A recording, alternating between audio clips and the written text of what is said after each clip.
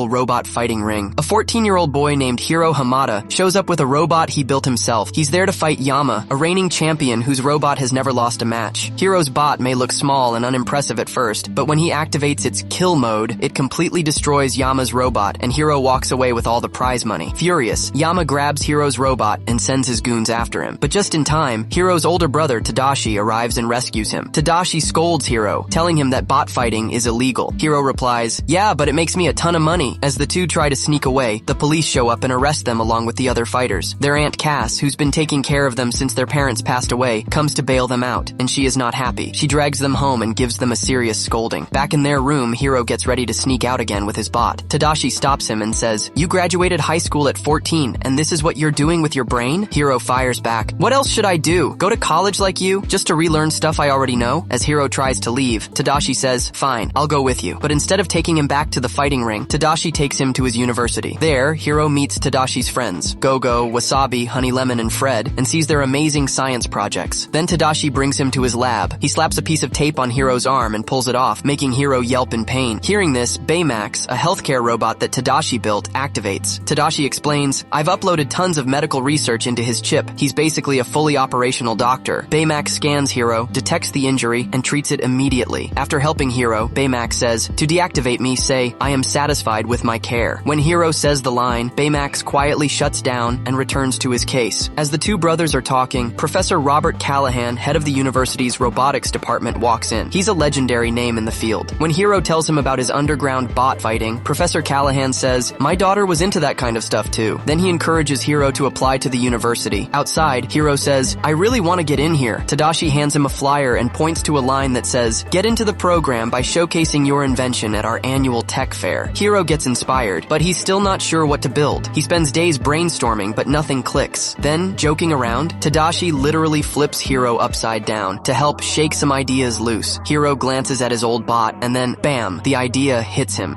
He dives into his garage, starts working day and night, and finally builds something incredible. At the university showcase, Hiro walks on stage, super nervous. He pulls a small microbot out of his pocket. The crowd seems unimpressed, until Hiro puts on a neurotransmitter headset and shows how the microbots respond to his thoughts. The bots can build, lift, transport, all by reading his mind. The audience is stunned. The demo ends. Hiro's friends cheer for him. Just then, the CEO of Cray Tech, Mr. Cray, steps up and offers to buy Hiro's invention on the spot. But before Hiro can respond, Professor Callahan steps in and warns him. Cray backs off and walks away. After the presentation, Professor Callahan hands Hiro an official admission letter to the university. Excited, Hiro's Aunt Cass suggests they all go out to celebrate at the cafe. But Tadashi stops Hiro for a moment. The two brothers walk around near the university, talking quietly. Hiro says, "Everything I am is because of you." But suddenly, a loud explosion shakes the ground. They rush toward the sound and find the university building engulfed in flames. One of the students panics, telling them that Professor Callahan is still inside. Despite Hiro begging him not to go, Tadashi runs into the burning building to save him. His hat falls off. Hiro picks it up, and then a massive explosion blasts through the building, throwing Hiro to the ground.